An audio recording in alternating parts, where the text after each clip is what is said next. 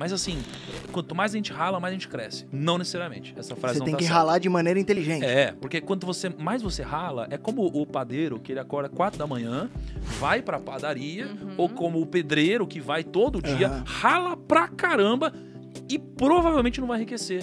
Se ele for expressão. Por isso que aquela frase do trabalhar pelo dinheiro, mais um insight dessa história aí.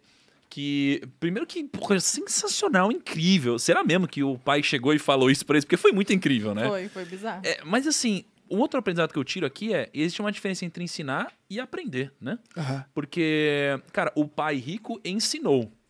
Agora, se os filhos aprenderam, isso é outra coisa. Por quê? Porque parece tão óbvio na história que, ai, nossa, que legal, fez sentido. E eles tomam a decisão racional e seguem pro caminho que talvez traria para eles mais riqueza, mas na nossa vida isso não acontece. Porque na nossa vida a gente recebe lições como essa o tempo todo, a cada segundo. Essa em específico, de que a gente está num lugar que não vai nos enriquecer, a gente recebe quase todos os dias. A maior parte da população recebe isso aqui o tempo todo. E essas pessoas descobrem muito cedo que não vão enriquecer. E nem por isso elas se movem, cara. Elas ignoram. Então aqui tem também a ação deles em relação a isso. Então tem muita gente ensinando, o mundo tá te ensinando, o seu patrão tá te ensinando, o mercado tá te ensinando, mas você aprende? Eu acho que não. Então as pessoas elas não têm coragem de tomar uma atitude depois de ouvir do seu próprio chefe, né, algo parecido. Me lembrou uma frase do Chorão, que é: na minha vida nem tudo acontece, mas quanto mais a gente rala, mais a gente cresce. Cara, é isso, você tem que ralar o toba no asfalto sucessivamente, porque alguns aprendizados vêm do tipo ganhar 10 centavos por hora. Fala de novo a frase do Chorão. Na minha vida, tudo acontece. Na minha vida, quanto mais a gente rala, mais a gente cresce, não é? Então, cara, mas essa parada, eu acho que essa frase não concorda com isso. De ralar o toba no asfalto. Eu vou colocar uma frase. Treta, meu! Agora começou o podcast, agora. Mas não valeu. Thiago, sempre que você discordar, a gente tem aqui uma maneira de fazer isso educada. A gente fala assim, respeite seu posicionamento, mas acha um posicionamento burro. Exatamente. Falou pouco, mas falou bosta. Não, eu vou falar uma frase aqui que o pai rico falou pro Kiyosaki quando ele foi lá reclamar, né, a mini criança sindicalista. Falando, eu ganho pouco, você me explora, não sei o quê. Ele falou o seguinte... A mini criança que só era sindicalista porque o pai era... Exatamente. Não julguemos as crianças. Ele falou o seguinte aqui, ó. Se pensa que eu sou o problema, então terá que me transformar. Se perceber que o problema é você, então poderá modificar a si mesmo, aprender alguma coisa e tornar-se mais sábio. Então ele queria mostrar, cara, eu não sou o problema. Você vai encontrar milhares de pessoas como eu aí se for procurar emprego. O problema é você. Cara, você tem que mudar você mesmo. Essa frase é bizarra, cara. Então briga comigo, vai. Dá pra fazer faz um Reels com essa reação que eu falo alguma coisa. Nossa, cara. Totalmente orgânico. Faz de novo. Nossa, cara. Caralho. Nossa, o ouvido da galera agora deve estar... Aí escolhe o melhor, a melhor parte. Não, cara, Rael isso vai é resolver isso aí. incrível. Isso é incrível. A gente quer mudar os outros o tempo todo. A gente sempre acha que a gente não fica rico por causa do outro. A gente sempre acha que eu tô no lugar errado por causa do outro. Porque o chefe, porque o Brasil, porque a política, não sei o que lá. E a gente não tá fazendo nada pra mudar. É a terceirização de pirocas, né? Não é? Mas é igual... Posso voltar na treta da sua frase? Que eu achei a frase... Pode. Não fala assim do Chorão, hein, mano. Cara, eu amo Ele Chorão. é brother do Joel. Eu amo o Chorão. É mesmo. Tem até um documentário top que saiu na Netflix dele, incrível. Eu vi, fiquei meio chateado. Mas assim, quanto mais a gente rala, mais a gente cresce. Não necessariamente. Essa frase Você não tem tá que certa. ralar de maneira inteligente. Porque quanto mais você rala, é como o padeiro que ele acorda 4 da manhã, vai pra padaria, ou como o pedreiro que vai todo dia, rala pra caramba e provavelmente não vai enriquecer se ele continuar na direção. Por isso que aquela frase do trabalhar pelo dinheiro, não trabalhe pelo dinheiro, por isso que eu concordo com aquilo, cara. Colocar o dinheiro pra trabalhar, né? Exato, porque, cara, não é o esforço, eu acho que ele faz parte, né? Alguém que se esforça, obviamente, tem muito mais chance de que quem não se esforça. Mas se você se esforçar sem a inteligência, ou se esforçar numa direção, se você se esforçar de uma forma linear, você nunca vai enriquecer. Sim. Porque o mundo tá cheio de gente que se esforça, cara. Né? E tá cheio de gente que não se esforça e tem dinheiro. Não, ele inclusive fala que o pai dele, o pobre, era extremamente trabalhador. É. Mas terminou a vida, tem uma hora que ele fala, meu pai rico quando morreu deixou a família dele riquíssima, uma série de ativos. O meu pai pobre ele deixou dívidas. Sendo que era um cara muito letrado, só que ele não levou em conta essas lições. E aí vamos chegar na lição 2, que tem uma série de comentários interessantes aqui com certeza. Na 2 ele faz uma pergunta, né? Por que possibilitar a proficiência financeira? E apenas mostrando o que essa lição é o cerne dela, ele começa abordando a seguinte questão, que não importa quanto dinheiro você faz, mas quanto você conserva. E quando eu comecei a ler esse capítulo, eu falei, eu discordo disso, pô. Lógico que importa quanto dinheiro você faz.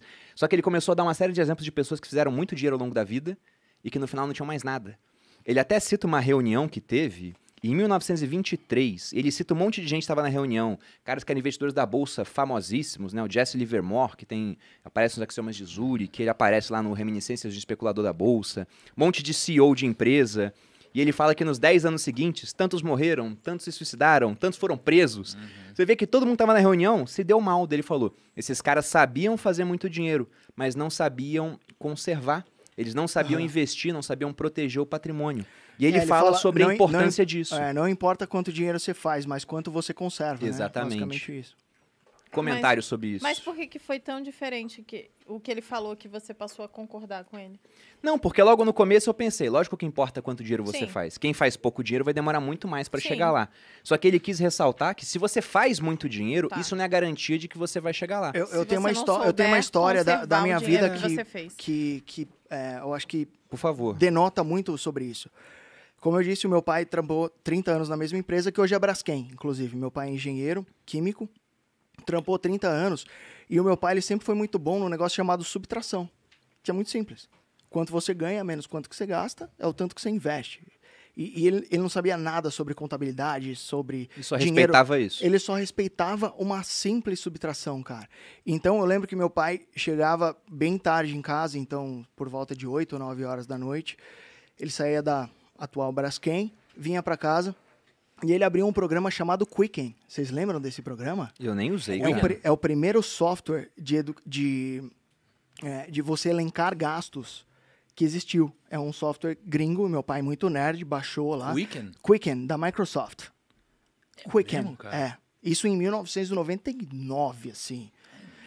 Meu pai, ele sempre foi muito avesso ao risco, ele sabia que ele ganharia um teto ali. Eu posso só colocar uma frase do Kiyosaki aqui na lição 6? O podcast acho que é meio que seu. Não, pra poder elencar isso que o seu pai fazia. Você falou que seu pai era um cara que ele ganhava X, gastava menos que X, investia a diferença e de uma maneira simples, não era sofisticado pra caramba que ele fazia. O Kiyosaki, ele fala aqui, tudo que você precisa para alcançar o sucesso financeiro é matemática simples e bom senso. Para ele era muito simples, ele sabia que ele tinha um lugar que ele poderia exercer na empresa dele lá, chegar, sei lá, gerente, por exemplo, e ele fez uma conta de menos, cara. Só que eu lembro que ele juntava todos aqueles papeizinhos de cartão de crédito, não sei se vocês lembram. Antigamente, quando você passava a maquininha, vinha aquilo lá. Ainda vem se você pedir. Ainda vem se você pedir, mas antes era o único comprovante que você tinha. E ele juntava todos dele e da minha mãe. E ele parava todo dia, a primeira coisa que ele chegava, falava boa noite e tal, e chegava lá e fazia uma conta de menos, porque ele dividia mais ou menos o tanto que ele ganhava, dividia por 30, e ele não podia gastar em um dia mais do que ele ganhava. E ele seguiu isso durante 30 anos. Aí hoje eu vejo e falo, putz, meu pai nunca ganhou muito. Mas foi mais exemplo que teu pai fez. Né? Mas ele tem um Meu pai fazia coisa parecida também. Meu pai tem um apartamento em Riviera de São Lourenço, velho. Um negócio que, tipo, eu não sei como é que ele fez aquela porra. É que meu pai Na verdade, eu sei. Ele usou a subtração durante 30 anos e conseguiu acumular patrimônio. E hoje o que ele tem de renda passiva em renda fixa, inclusive, pai, precisamos rever isso, ele consegue se virar muito bem, cara. Tanto que quando eu me fudi no Joesley Day, que eu era trader, foi o primeiro cara que eu liguei. Falei, pai, preciso de 30 pau. Falou, tá bom, por quê? Falei, por causa disso. Lascou a bike, caiu a corrente aqui da bike, fudeu. E ele me fez uma TED ali de 30 pau na hora e continua vivendo totalmente simples. O meu pai é o Barsi versão Santo André, assim. Até hoje, cara. Ele anda de metrô até hoje. Ele só tem uma porra de uma BMW que eu dei pra ele. Depois eu me arrependi, porque eu queria... Quando a bolsa cai, eu falo, pai, vamos vender aquela BMW para botar na bolsa. Mas é incrível isso, porque o cara que faz o simples e que entende a lógica do dinheiro e que respeita o poder da composição, o poder do tempo, não precisa ser gênio, não precisa ser... Eu vou fazer uma pergunta sobre o seu pai. O meu pai fez a mesma coisa, só que meu pai não usava nenhum software. Ele usava o livro preto. O meu Sério, pai... a gente anotava. Tipo o livro caixa. Anotava assim, real. Então, meu pai falava pra... Aí que eu vou chegar numa pergunta para vocês, pro Thiago também, que é a seguinte. Nesse capítulo, o Kiyosaki ele bate muito na seguinte questão. Tem até uma frase aqui. Se o seu padrão for gastar tudo o que ganha, o mais provável é que um aumento de renda resulte apenas em mais despesas. Sim. Então você pega pessoas que não têm essa disciplina e esse arquivo mental de, olha, tem que gastar menos do que ganha, poupar para investir. a diferença. Se dá muito dinheiro na mão delas, você pode dar quanto dinheiro quiser, elas não vão conservar esse dinheiro, não vão ter patrimônio, só vão gastar tudo. É o que acontece com boa parte das pessoas que ganham loterias. Sim. Você pega 5 anos depois, o cara geralmente ele gasta quase tudo até que só sobre na mão dele o dinheiro que ele tá pronto para lidar, que às vezes é quase nada ou até negativo pro cara que acha que é normal ter dívida. Agora, se eu pegasse um caminhão de dinheiro e desse na mão do teu pai, ele ia fazer a mesma coisa que ele fez, ele ia conseguir manter aquele patrimônio. E a mesma coisa com o seu. Meu pai. E aí tem uma hora muito interessante que ele fala o seguinte, a importância dessa lição da proficiência financeira é que ele fala, você quer construir um prédio, por exemplo, um Empire State. Para você construir um prédio, um arranha-céu, igual ao Empire State Building, você tem que primeiro cavar muito nas bases, né? Tem que fazer uma fundação sólida. Sim. Aí você pode ter um prédio grande. O que boa parte das pessoas tenta fazer na vida é o seguinte... Fundação de 15 centímetros, não é? Exatamente. Elas aprendem que, por exemplo, tem que empreender. O cara não tem educação financeira nenhuma. A fundação dele é 15 centímetros de concreto acima do chão. Aí ele constrói uma casa, tudo bem. Uma casinha sustenta. Você tenta começar a construir um prédio, não vai virar o Empire State Building. Vai tombar, vai virar uma torre de Pisa, na melhor hipótese, né? Porque ela pode simplesmente desabar. Então ele fala, educação financeira tem que estar na base. Porque com essa base, aí sim você consegue construir grandes prédios.